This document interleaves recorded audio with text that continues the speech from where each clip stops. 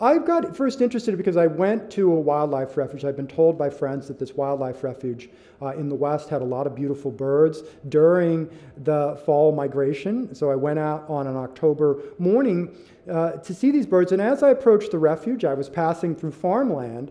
And I saw this enormous flock of thousands of snow geese, a very beautiful type of waterfowl, in this farm field. They were feeding in the farm field, and all these sorts of people were along the side, families taking photos of the birds and looking at them through binoculars.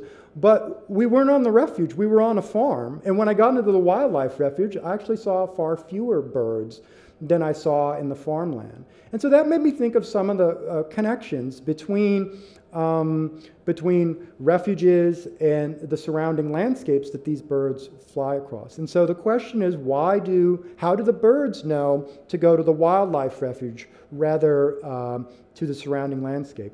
In the 1940s and the 1950s, the Fish and Wildlife Service would actually fly planes up over the landscape and drop basically a loud kind of sound grenade into these flocks of geese, and the flocks of geese would fly up, and then you would have airplanes actually herd the birds into the refuge. That's only done for a short period of time, but it's an example of trying to get aspects of wild nature to adhere to the borders that we have set aside for them.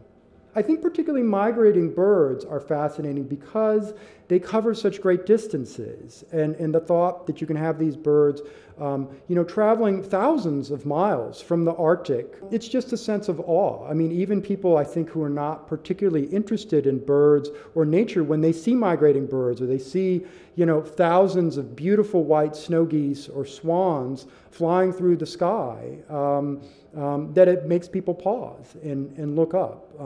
Even the most jaded soul can be impressed by that natural spectacle.